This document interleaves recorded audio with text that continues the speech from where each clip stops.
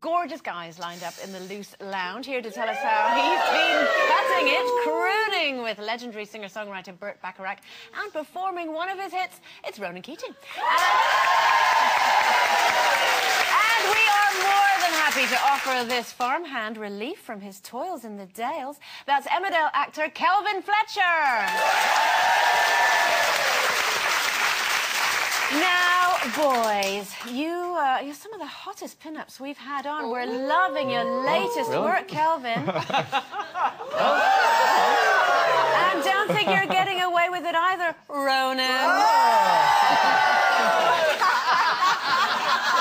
So we are going to be disappointed if you're not joining us like that later.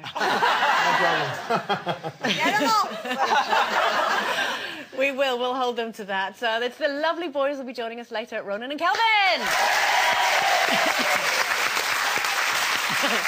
OK, but 18 years, our first guest has firmly found his place as every mum's favourite Irishman. He is the lead singer of one of the world's biggest boy bands, but is here today to tell us how he's temporarily swapping Boyzone for please welcome Ronan Keating. How are you all doing? Hello. How's it going? I'm following you. How are you? How's it going? You well? Hello. All right. Nice to see you. You too. Thanks for having me back. Dressed yourself this morning? Do I look that bad? Who chooses your clothes? I have a stylist. Yeah. Okay. But what, he or she? A she. Does she ever come up with clothes? Do you think, oh, I don't know about sometimes, yeah. I mean, I know what I like, you know, and I do a bit of shopping myself, and yeah, I'll always say no if I don't like it. I won't wear something. Do you like to go shopping with someone, or are you solo? Do you like to just go by yourself? Yeah, a bit solo shopping. I'm quick. I get in and get out. I do. For a woman, that's pretty good, isn't it? Yeah, Yvonne now would go in and she'd look at something and she'd go, and she'd go off, and an hour later she'd come back and buy it, and I can't understand it. It drives me mad. She asked your opinion, Ronan. Yeah, she actually, I was watching what you were talking about earlier, but what she'd do is she'd take a photo on her BlackBerry and she'd send it to me, and I'd have a look at it and she'd go, what do you think? And even if I said I didn't like it, she'd say, well, I like it, I'm wearing it anyway. But I mean, no, she does, she asks me, and I'll always be honest. Yeah, so I kind of get this mirror thing. Then honesty is best. But definitely. Would you listen to maybe the men, the boys, like when you're in the band, the Boyzone? Would you talk to them rather than the wife, or would you listen to the woman? I wouldn't speak to the boys. Have you seen some of our outfits? I mean, we all have a very kind of individual style in the band, and it doesn't really work on all of us. So, and you've just come off the Boyzone tour. Yeah, it was great. How was that? Yeah, it was great. It was tough at the beginning without Steel, but you know, we found our feet, and you know, it was a good tour. Did it ever enter your head at all to try and find a replacement for him? No, or was that absolutely never. We could never do it. We never would. Never want to. People have asked us. People have asked, can they? Yeah. No, not interested.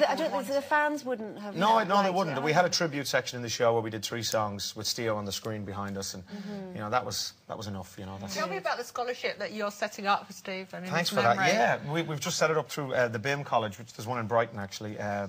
And the college is opening in Dublin in September, and the boys and I are putting money up to have a scholarship, so a fund. So a year will be a person will be able to go through on the Stephen Gately scholarship, which would be great. I think that's a brilliant thing to do, because I got to know Stephen, and he was fabulous. The best. I mean, we still miss him terribly. We tried to, you know, get statues put up in the city, and just the red tape you come up against. We're trying to do all of that with councils and stuff, so this just seemed like a very simple way of doing it and keeping his legacy. It's something that he would have liked too. Totally. I mean, he just loved slept, breathed music and performing and so on, so it's very important. Yeah. How's it been working with Burt Bacharach? Were you intimidated at all? I was, yeah. Day one was tough. You looked a little bit scared. I mean, you want to see the rest of that film. I mean, honestly, day one, I felt like I was 16 years of age again, back at school. Yeah.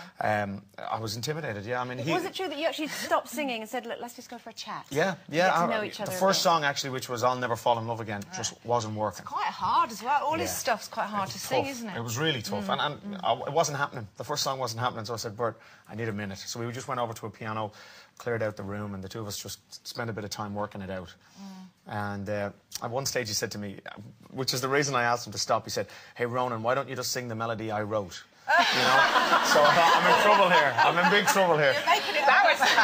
Oh, yeah, I mean, he's loads of tact. It was good. And now he's a genius, and it's been an honour to work with him. I've loved every minute of it. But it was intimidating. And good, I suppose, at this stage, to keep me on my toes like that. It was good. Did you pick the songs, or did were there songs he wanted you to sing? Yeah, there was a lot of songs he wanted, as well as songs I wanted, like Arthur's theme, which was important to me. And I love that song, and I love the movie, the original, which there's a remake coming out now with Russell Brand. But my mum loved Dudley Moore, loved this song, so I fought for that one. He wanted Alfie, I wanted Arthur's theme.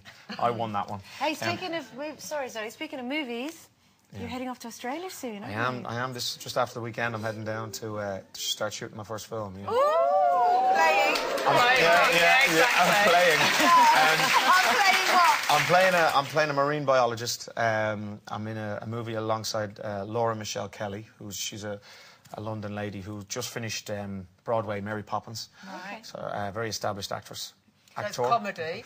It's romantic comedy, but musical. We sing as well in it, which is great. Yeah, so it's going to be very cool. That's what I was going to ask you. Did you have to adapt? Because you're a pop singer predominantly. Did you have to adapt your voice to sing? I haven't listened to it yet. I can't wait to sing the style of Burt Bacharach. Or did you sing them as Ronan Keating? I sang them as me. That was one of the points, I made with Burt. This has to be my record and has to sound like me. I don't want to sound like Dionne Warwick as much as I would like to.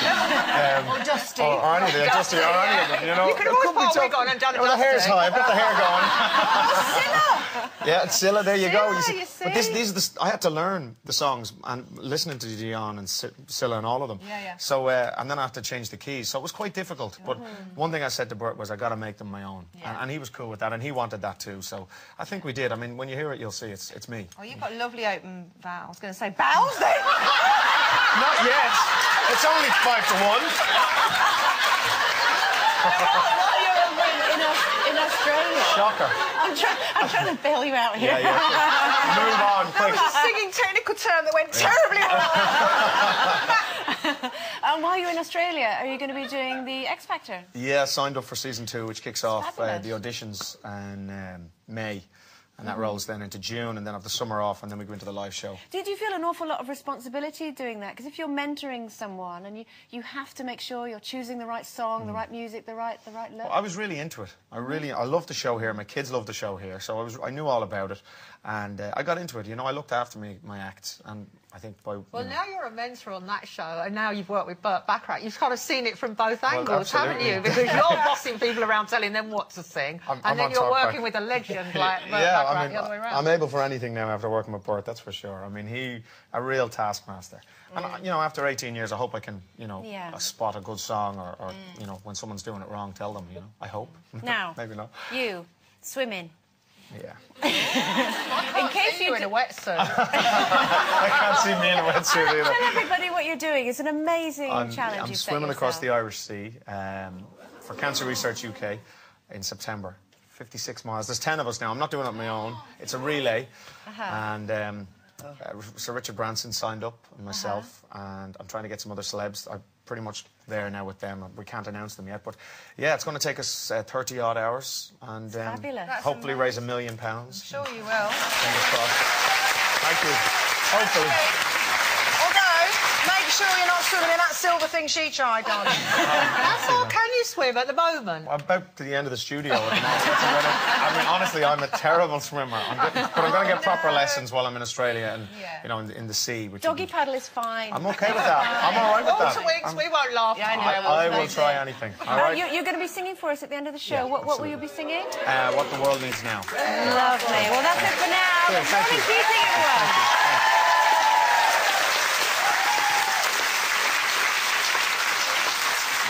Okay, if your heart's not a ready boom.